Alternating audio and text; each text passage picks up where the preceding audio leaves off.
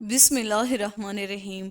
मिस्र की तारीख का एक ऐसा बदबख्त बादशाह कि जिसने अपनी सल्तनत को बचाने के लिए हजारों मासूम बच्चों का कत्ले आम किया, लेकिन फिर भी वो अल्लाह तबारक व तआला के खुफिया तदबीर से ना बच सका। आखिरकार अल्लाह तबारक व तआला का हुक्म फिरौन पर गालिब आ गया और खुदाई का दावा करने वाले फिरौन को अल्लाह तबारक व तआला ने सफ़े हस्ती से मिटा दिया और उसको रहती दुनिया के लिए इबरत का निशान बना दिया। दोस्तों, आज की इस वीडियो में हम आपको बताएंगे कि फिरौन मिस्र का बादशाह कैसे बना और मिस्र का बादशाह बनने से पहले फिरौन क्या काम किया करता था।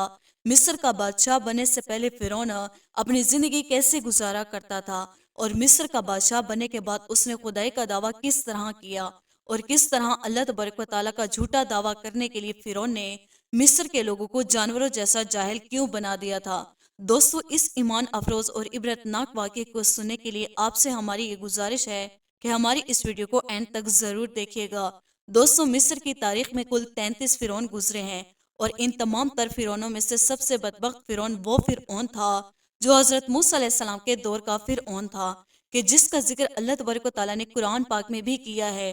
उस फिरौन का नाम वलीद बिन मुअस्सब बिन या मुअस्सब बिन रियान था और बाज़ रिवायात के मुताबिक उसका नाम काबूस था। फिरौन के दौर में एक ऐसी बदबख्त कौम थी कि जिसको कप्ती कौम कहा जाता है। यही वो कौम थी कि जिसने फिरौन को अपना खुदा माना और फिरौन की पूजा करनी शुरू की। फिरौन उसी कौम की नस्ल में से था। फिरौन को अल्लाह तबारक व तआला ने 400 साल की उम्र अता फरमाई और उस 400 साल की उम्र में ना तो ये कभी बीमार हुआ और ना ही कभी उसके सर में दर्द हुआ, और इस 400 साल के अरसे के दौरान कोई भी दुश्मन उस पर गालिब ना आया। दोस्तों, बाज़ मौरखीन ने ये लिखा है कि फिरौन को यहूदी निसारी काबूस इस वजह से कहा करते थे क्योंकि उसका चेहरा तांबे की तरह चमकता था। दोस्तों, बात करते हैं कि फिरौन मिस्र का बादशाह कैसे बना। फिरौन को मिस्र की बादशाहत विरासत के अंदर मिली थी। तो इसके मुतालिक रिवायात में आता है कि फिरौन को मिस्र की बादशाहत विरासत में नहीं मिली, बल्कि फिरौन मिस्र का बादशाह बनने से पहले मेहनत मजदूरी किया करता था। फिरौन मिस्र का बादशाह बनने से पहले एक आम इंसान की तरह जिंदगी गुजारा करता था और आम इंसान की तरह मेहनत मजदूरी करके अपनी जिंदगी का गुजरो बसर किया करता था। एक दिन फिरौन इस मजदूरी से तंग आ गया और बाजार की तरफ निकल पड़ा। वहां पर उसकी मुलाकात एक शख्स से हुई जिसका नाम तारीख में हमान के नाम से मिलता है। देखते ही देखते हमान और फिरौन की मुलाकात दोस्ती में बदल गई। चुनाचा उस वक्त ये दोनों बदबख्त काम की तलाश के लिए शहर की तरफ रवाना हो गए और उन दिनों में मिस्र के शहर में खरबूजे की खरीदो फरोख्त और बाज़ रिवायात के मुताबिक तरबूज की खरीदो फरोख्त का काम उरूज पर था। इसी तरह ये दोनों बदबख्त फिरौन और हामान एक खरबूजे वाले के पास गए और उससे काम मांगने लगे। उस वक्त खरबूजे वाले ने हामान और फिरौन से कहा कि तुम लोग मेरे खरबूजे ले जाओ और बाजार जाकर बेच आओ। अगर तुम लोगों ने मेरे खरबूजे बाजार में बेच दिए तो मैं तुम दोनों को खाने के लिए दूंगा। चुनाचा खरबूजे वाले की ये बात सुनकर फिरौन ने हामान से कहा कि तुम यहीं रुको, ये खरबूजे मैं ले जाता हूँ और बाजार में बेचता हूँ। चुनाचा इसी तरह हामान वहीं पर रुक गया और फिरौन वो खरबूजे लेकर बाजार की तरफ चला गया। जब फिरौन बाजार में पहुंचा तो फिरौन ने दुकानदारों से खरबूजे खरीदने का कहा। फिरौन की ये बात सुनकर दुकानदारों ने फिरौन से कहा कि हमारे बाजार का ये दस्तूर है कि हम लोग उधार माल खरीदते हैं और बेचने के बाद उसकी रकम अदा करते हैं। चुनाचा फिरौन उन दुकानदारों की ये बात सुनकर कुछ देर के लिए खामोश रहा। फिर उसी दस्तूर के मुताबिक सामान बेचकर फिरौन वापस चला आया और वापस आकर खरबूजे के मालिक से कहने लगा कि मुझे ये काम अच्छा नहीं लगता, और इसी तरह फिरौन खरबूजे वाले काम छोड़कर वहां से चला गया।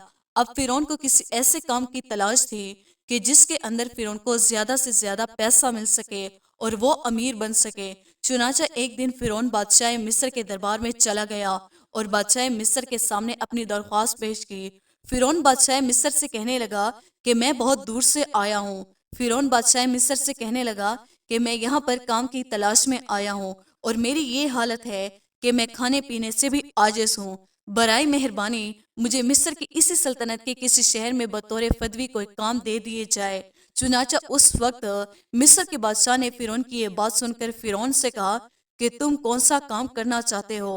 बादशाह मिस्र की ये बात सुनकर फिरौन बादशाह से कहने लगा कि मुझे मिस्र के कब्रिस्तान की दरोगी दे दी जाए और इसके बदले में बतौर फिदिया मैं कुछ रकम शाही खजाने में जमा करवाया करूंगा, और मैं चाहता हूं कि मेरी इजाजत के बगैर مصر کے قبرستان میں کوئی بھی اپنا مردہ دفن نہ کرے۔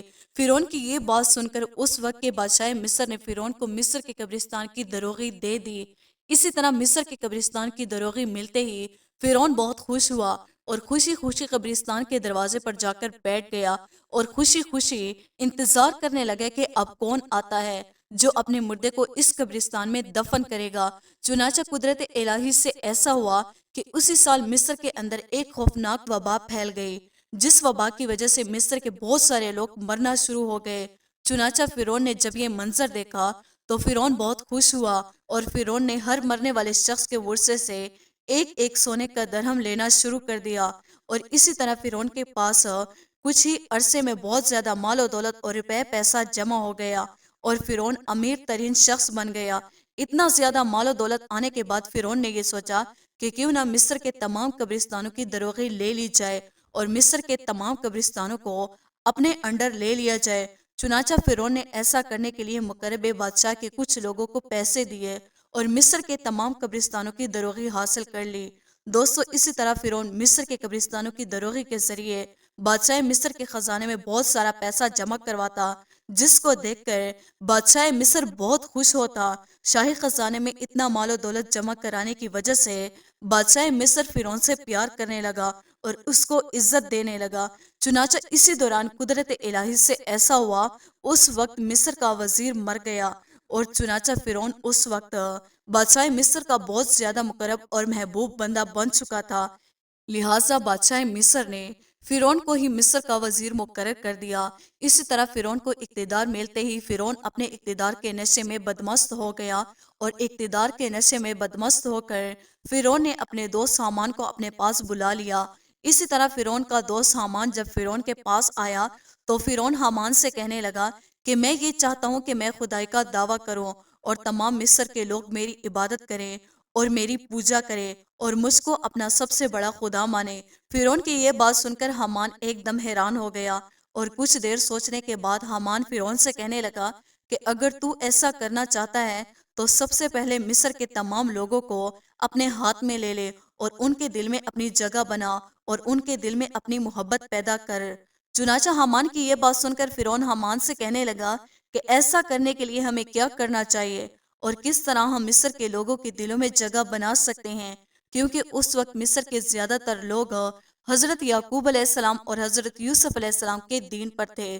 فرعون اپنے دوست حامان سے کہنے لگا کہ اس کام کو کرنے کے لیے کوئی تدبیر نکالو تاکہ میں خدائی کا دعویٰ کر سکوں۔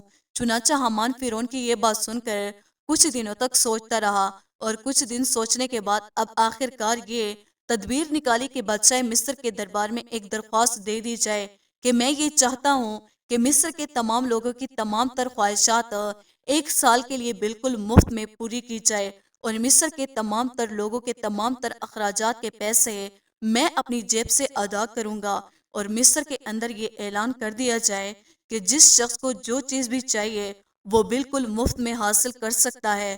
چنانچہ فرعون کے پاس پہلے ہی بہت زیادہ مال و دولت جمع ہو چکا تھا۔ چنانچہ فرعون نے حامان کے کہنے پر بادشاہ مصر کے دربار میں یہ درخواست جمع کروا دی۔ چنانچہ اس وقت کے بادشاہ مصر نے فرعون کی یہ درخواست دیکھی اور اس کی درخواست کو قبول کر لیا اور ایک سال تک مصر کے تمام لوگوں کو ان کی ضروریات زندگی تمام تر اشیاء بالکل مفت میں دے دی گئی، اور ایک سال میں ہونے والے تمام تر اخراجات کی رقم فرعون نے حامان کے ہاتھوں بادشاہ مصر کے خزانے میں جمع کروا دی۔ چنانچہ فرعون کے اس عمل کو دیکھ کر مصر کے لوگ بہت زیادہ خوش ہوئے اور فرعون کو ایک اچھا انسان سمجھنے لگے۔ اس کے بعد فرعون نے خدائی کا دعویٰ کرنے کے لیے مصر کے لوگوں کے دلوں میں اپنی جگہ بنانے کے لیے ایک اور چال چلی اور مزید 2 سال تک مصر کے تمام لوگوں کی تمام تر ضروریات کو بالکل فری میں پورا کیا گیا۔ چنانچہ فرعون کے اس عمل کو دیکھتے ہوئے مصر کے تمام رعایا فرعون سے بہت زیادہ خوش ہوئے اور مصر کے تمام غریبوں نے فرعون کی ترقی اور کامیابی کے لیے بہت ساری دعائیں کی۔ دوستو، یہ وہ وقت تھا جب فرعون کا نصیب بدلنے والا تھا۔ چنانچہ قدرت الہی سے ایسا ہوا کہ ادھر مصر کے تمام رعایا فرعون کے اس عمل سے بہت زیادہ خوش تھے اور ادھر قدرت الہی سے مصر کا بادشاہ مر گیا۔ چنانچہ اس وقت اس مرنے والے بادشاہ کا کوئی بھی والی وارث نہ تھا جو اس کے تخت پر بیٹھتا اور اس کی بادشاہت کو سنبھالتا۔ اسی طرح بادشاہ مصر کو دفن کرنے کے بعد 3 दिन तक मिस्र के तमाम लोग अयादत के लिए बादशाह मिस्र के दरबार में आते रहते और चौथे रोज मिस्र के तमाम तर लोग बादशाह मिस्र के दरबार में जमा हुए, जिनके अंदर बड़े बड़े काजी, मुफ्ती, अमराओ, गरीबाओ, छोटे बड़े हर तरह के लोग शामिल थे। इसी तरह जब ये तमाम लोग बादशाह के दरबार में जमा हुए तो एक दूसरे से कहने लगे कि अब बादशाह मिस्र के तख्त पर किस को बिठाया जाए। चुनाचा उस वक्त तमाम मिस्र के लोगों ने फिरौन की तरफ से ये अच्छाई देखी थी कि फिरौन ने मिस्र के तमाम लोगों की तमाम तर जरूरियात को 3 साल तक बिल्कुल मुफ्त में पूरा किया था। लिहाजा मिस्र के तमाम लोग फिरौन को एक बहुत ही अच्छा और नेक दिल इंसान समझते थे। दोस्तों, मिस्र के तमाम तर लोग फिरौन की ये खैरख्वाही देखकर फिरौन से बहुत ज्यादा खुश थे। चुनाचा तमाम लोगों की मुशावरत के बाद बिला आखिर फिरौन को मिस्र का बादशाह बना दिया गया और फिरौन बादशाह मिस्र के तख्त पर बैठ गया। और इसी तरह फिरौन पर किस्मत मेहरबान हुई और ये एक मजदूर से मिस्र का बादशाह बन गया। इसी तरह फिरौन जब मिस्र के वजीर से मिस्र का बादशाह बना तो फिरौन ने अपने दोस्त हामान को मिस्र का वजीर मुकर्रर कर दिया।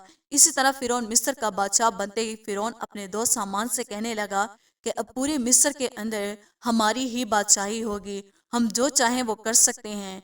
उस वक्त फिरौन अपने दोस्त हामान से कहने लगा कि अब कोई ऐसी तदबीर निकालो कि जिसकी वजह से मैं खुदाई का दावा कर सकूं और मिस्र के तमाम तर लोग मुझे अपना खुदा माने और मेरी पूजा करें। चुनाचा उस वक्त मिस्र के ज्यादातर लोग हजरत यूसुफ अलैहिस्सलाम के दीन पर थे।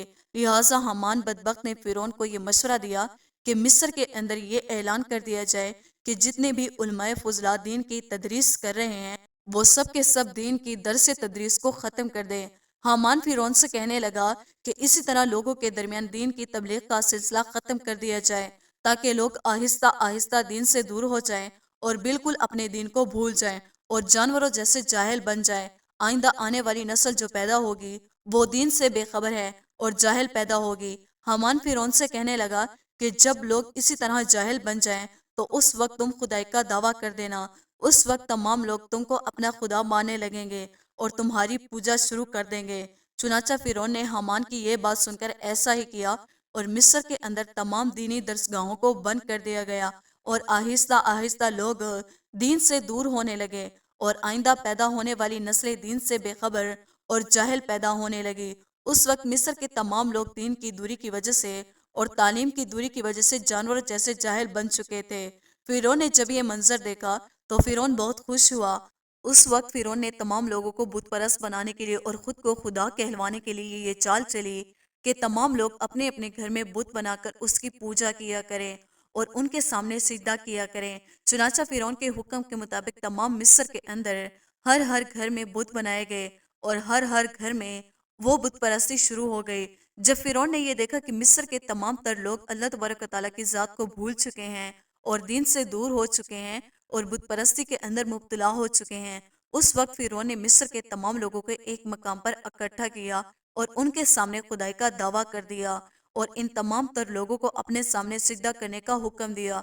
उस वक्त एक कप्ती कौम जो कि मिस्र के अंदर तादाद में बहुत ज्यादा लोग थे, उन्होंने फिरौन को अपना खुदा तस्लीम कर लिया और अल्लाह तबारक व तआला की ज़ात को छोड़कर फिरौन की पूजा करने लगे। दोस्तों, इसी तरह फिरौन एक मजदूर से मिस्र का वजीर बना और मिस्र का वजीर बनने के बाद मिस्र का बादशाह बना और मिस्र का बादशाह बनने के बाद उसने लोगों को जानवरों जैसा जाहिल बना दिया और उनके सामने अपनी खुदाई का दावा किया और मिस्र का झूठा खुदा बना। और अल्लाह तबारक व तआला से दुआ है कि अल्लाह तबारक व तआला हमें सीधे रास्ते पर चलने की तौफीक अता फरमाए और हमें अपने वाहिदनियत पर ईमान रखने की तौफीक अता फरमाए। दोस्तों, उम्मीद करते हैं हमारी आज की वीडियो आपको पसंद आई होगी। वीडियो को लाइक और सब्सक्राइब करना ना भूलिएगा।